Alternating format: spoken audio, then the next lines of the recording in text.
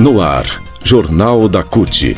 Olá Brasil, eu sou o André Acarini. Nesta edição do Jornal da CUT você confere o 7 de setembro, grito dos excluídos, o lado humano e solidário do Dia da Independência, o 7 de setembro, e ainda, especial, conheça o outro lado da história do Dia da Independência do Brasil. A partir de agora aqui no Jornal da CUT. Rádio CUT. Aqui, a classe trabalhadora tem voz. Acesse pelo site www.cut.org.br. O Jornal da CUT começa falando hoje sobre o 7 de setembro. Se de um lado o presidente Jair Bolsonaro utilizou a data para fazer campanha e ameaças golpistas, o 28º Grito dos Excluídos e das Excluídas aproveitou para exercer a solidariedade, a humanidade. Em São Paulo, sob um frio de 13 graus e uma chuva incessante, o ato começou cedo na Praça da Sé, na região central. O local, durante o governo Bolsonaro, se tornou ponto de encontro de pessoas em situação de rua. Quem passa por São Paulo vê que realmente ali tem várias barracas, né, de pessoas, famílias que estão morando nas ruas. E nesse local, na Praça da Sé, os ativistas fizeram um grande café da manhã nesse 7 de setembro aos mais vulneráveis. Isso começou logo às 7 horas da manhã, com café, suco, pão, frutas, distribuição de capas de chuva. A estimativa dos muitos movimentos sociais que integram o grito foi de quase mais de 5 mil pessoas, né? Foi mais de 5 mil pessoas, 5 mil refeições, aliás, distribuídas.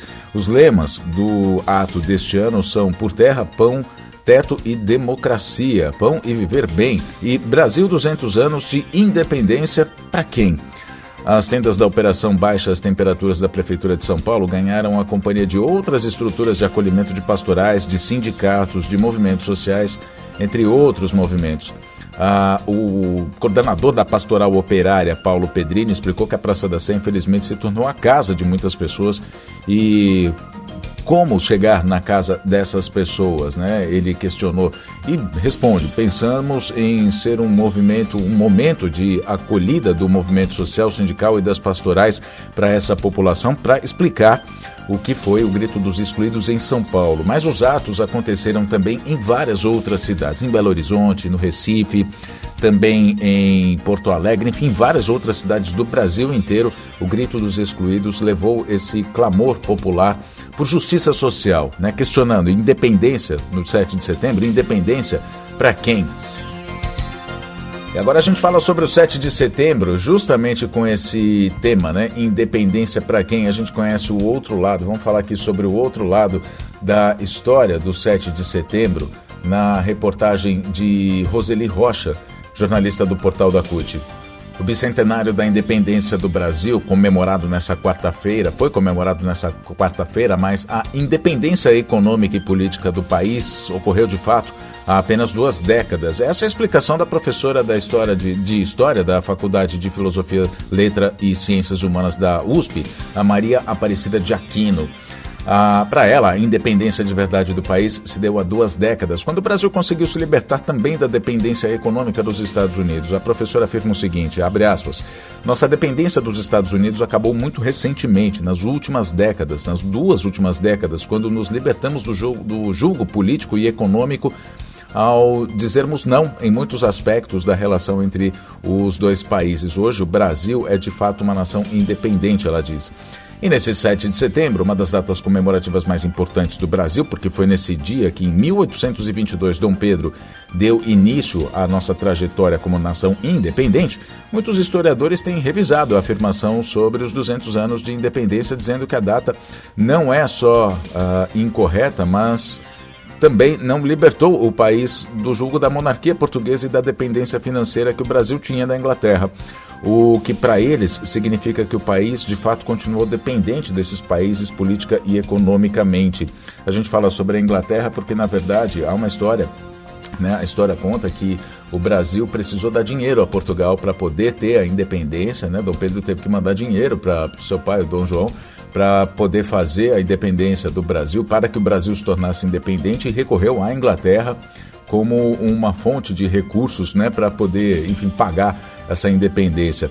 A historiadora Maria Aparecida de Aquino explica que a primeira coisa a se considerar é que o Brasil foi o último país da América Latina a proclamar a independência no século XIX, enquanto nos demais a independência foi proclamada no século XVIII. Além disso, a monarquia portuguesa se manteve no poder. Então ela diz o seguinte, que o próprio Dom Pedro I se tornou Dom Pedro IV em Portugal após abdicar ao trono brasileiro. E ele foi o rei do país que o Brasil teria se libertado.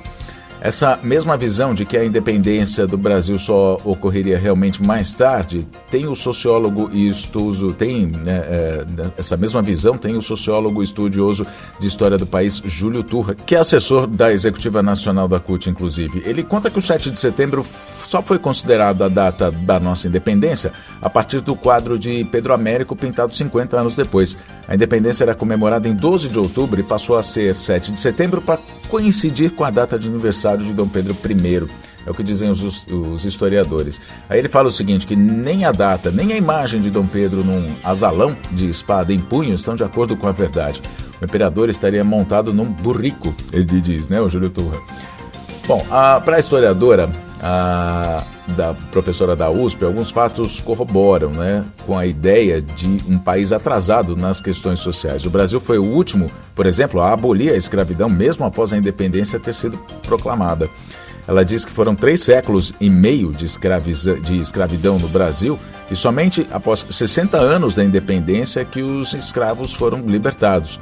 O Júlio Turra, assessor da CUT Nacional, ressalta ainda que os demais países da América Latina, para declararem sua independência, formaram exércitos e, para que ajudassem na luta, libertaram negros e indígenas. Então ele conta que Argentina, Venezuela, Chile, Peru e Equador tiveram que organizar exércitos populares para combater os espanhóis e adotaram a bandeira republicana. O Brasil foi o único país a declarar a independência e manter o imperador.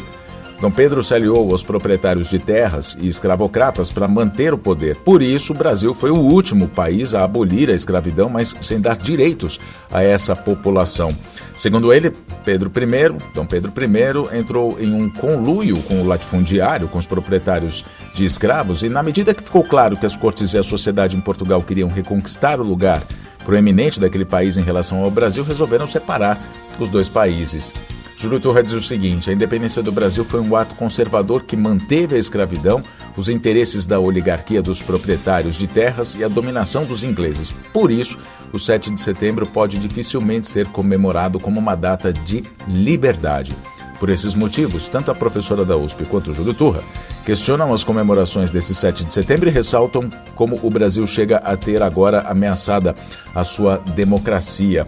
A professora da USP diz o seguinte, somos uma sociedade conservadora que ensinou o menino que mulher pode apanhar, que ensinou o policial a dar um mata-leão em quem considera suspeito, e o que precisamos é de educação que seja ensinada, que o interesse coletivo deve ficar acima dos particulares. A possibilidade de um retorno do autoritarismo, inclusive, ela diz, a partir de um processo legítimo de eleições diretas, com um presidente eleito pelos brasileiros que nunca escondeu quem era, e disse inclusive que deveriam matar 30 mil, começando pelo FHC, mostra o quanto a sociedade brasileira é conservadora e só a educação pode mudar isso, diz a Maria Aparecida de Aquino.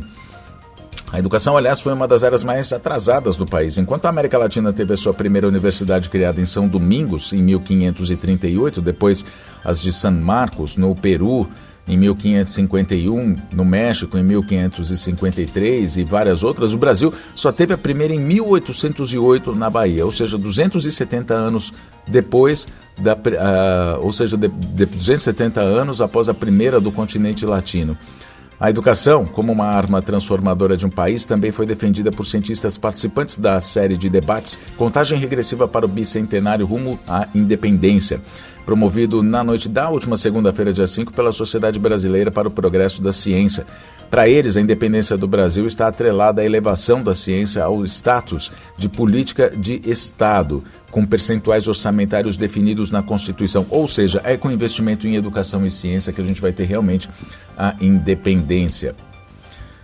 Os pesquisadores concluem também que é necessário instituir políticas e práticas institucionais que promovam o acesso ao conhecimento científico e a informações confiáveis, como direitos de cidadania e elementos fundamentais para a democracia. falando sobre o 7 de setembro, sobre uma talvez falsa, né, percepção de que o Brasil é independente hoje, a gente termina essa edição do Jornal da CUT. Aliás, essa falsa afirmação, essa falsa percepção de independência, ela é inclusive tema, né, do Grito dos Excluídos. A gente começou o Jornal da CUT hoje falando sobre o Grito dos Excluídos no 7 de setembro, que justamente foi idealizado lá em 1995 como um contraponto ao Dia da Independência, ao Grito do Ipiranga, né, pela CNBB. Enfim, em 1994 a CNBB já articulava o Grito dos Excluídos. A primeira edição foi em 1995, justamente no 7 de setembro, para fazer um contraponto ao Grito do Ipiranga, para mostrar que as populações mais vulneráveis ainda não têm independência e ainda não estão sob o olhar do Estado. Jornal da CUT, então, fica por aqui. Muito obrigado pela sua companhia. Nos falamos na próxima edição. Até lá.